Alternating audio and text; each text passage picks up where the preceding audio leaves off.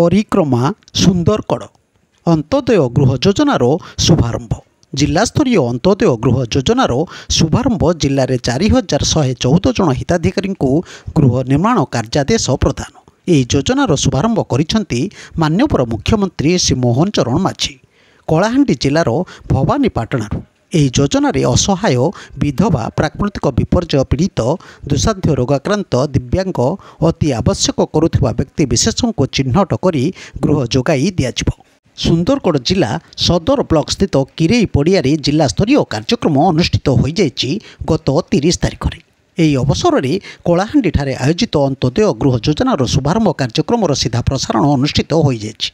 जिलापाल श्री मनोज महाजन को प्रत्यक्ष तत्वावधान में आयोजित यह कार्यक्रम में मान्यवर विधायक रघुनाथपल्ली श्री दुर्गाचरण तंती मुख्य अतिथि भाव जोग देते।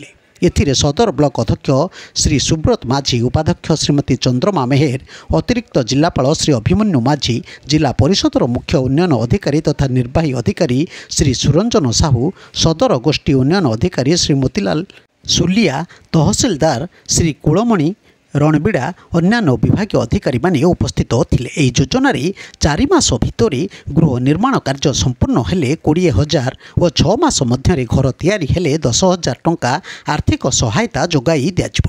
सेहीपरि 95 दिनर मनरेगा काम जोगाई दिज्व। विद्युत, पानीय जल, इंधन और शौचालय आदि पाई मध्य अन्य योजना माध्यम सुविधार व्यवस्था करा जाउछि। एही अवसर में जिला स्तरीय कार्यक्रम में समस्त ब्लॉक मानकरे मध्य एही राज्य स्तरीय अंत्योदय गृह योजनार शुभारंभ कार्यक्रम सीधा प्रसारण अनुष्ठित होइथिला। जिलार एही योजन गृह निर्माण निमंते 4114 जन हिताधिकारी मानकु कार्यादेश बंटन करा जायछि। ब्यूरो न्यूज ओडिशा कथा यूट्यूब चैनल टी को आपण माने देखुचंती, मतामत दियंतु, लाइक करंतु, सब्सक्राइब करंतु और शेयर मध्य करंतु।